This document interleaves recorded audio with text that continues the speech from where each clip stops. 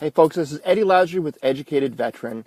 I was on the phone last night with one of the coaching clients that I have, and he was telling me about there was a job within a company that he wanted to work for.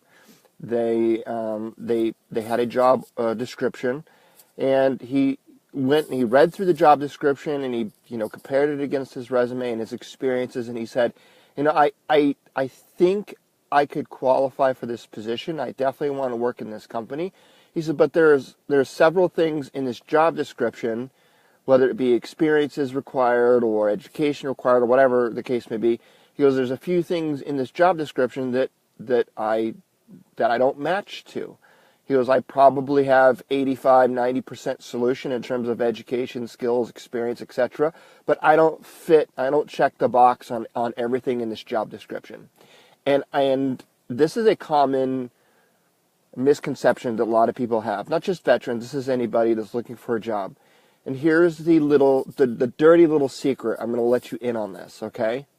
Just like there is no one right documented way to write a resume, there's no one right documented way, there's no standard for job descriptions. There's no one standard for a cover letter. There's no one standard for, you can go to one company and they will call a customer service representative, that'll be the title, but the job description and experience levels that they're expecting are going to be one thing. And you go to another company, same exact title, customer service representative, and that company's going to expect completely different, not maybe completely different, but those two jobs may be similar in title, maybe even be similar in industry, but they could be vastly different between those two companies.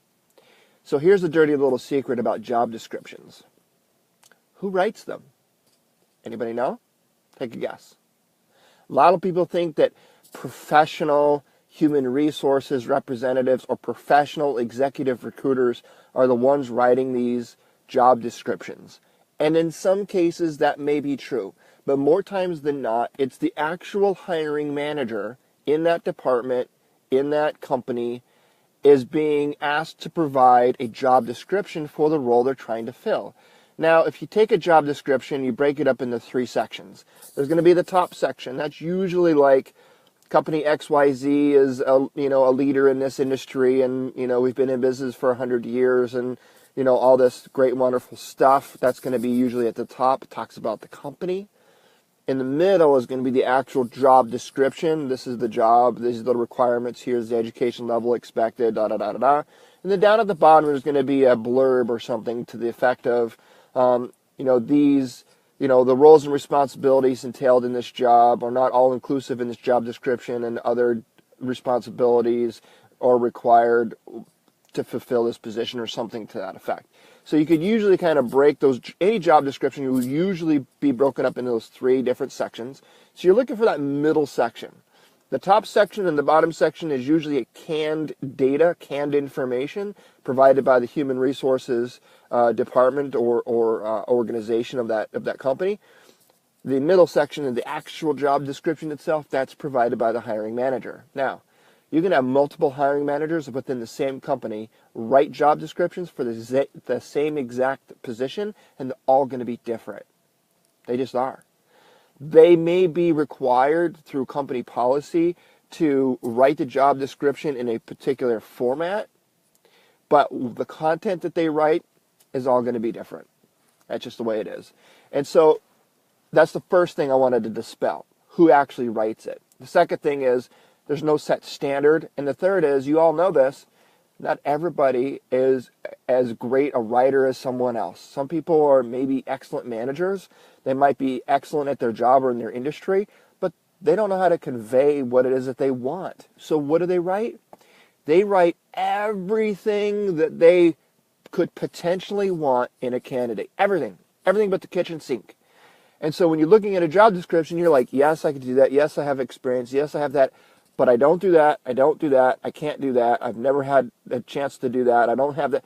And so you automatically eliminate yourself from that position before you even reach out to somebody and express interest in filling that role as a candidate. That's a mistake. Think of this as a car dealer, right? So you are in the market for a new car. So you go to the car dealer and you sit down with the salesman, and the salesman's job is to sell you the car, right? But he's not just selling you the car. He wants to sell you everything else too, right? He wants to sell you the upgrade packages and the high def stereo system and the secret squirrel floor mats and the high speed kick plates and the sunroof and the window shades and visors, and I mean there's all kinds of upsell that goes along with actually selling the vehicle, right? Because the more he can sell or the more he can have you buy, the higher the price of the vehicle becomes and the higher commission he gets. That's just the way it works. Well, the recruiter or the hiring manager, when they write this job description, they want the best possible candidate. And in order to do that, they list everything that they're looking for, even though they know in their mind that they're never going to find a candidate that fills every single billet of everything that they write in the job description. They already know that. I've written many, many job descriptions, and I've filled out many, many things that I was looking for in a candidate, knowing full well that I was never going to find a candidate that fit every single bill. I knew I wouldn't, because it doesn't exist.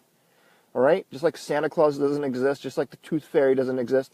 So a recruiter, hiring manager that's filling out a job description, we're writing in like the perfect, if we could go to a manufacturing plant and put in an order for a perfect candidate to fill this job, it would be a robot, but it would have all of these skills, all of these experiences, all of this education. That's what we write.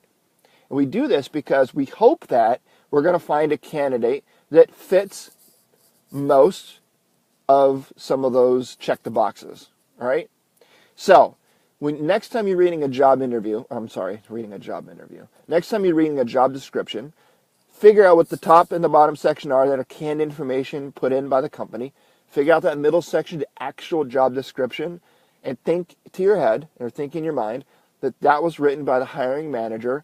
And there's no class that person went to. You don't learn this in your MBA. You just don't. You learn it through trial and error. You learn it by doing. And oftentimes, whether or not that hiring manager is able to fill a position has a lot to do with their ability to write an effective job description. Just saying.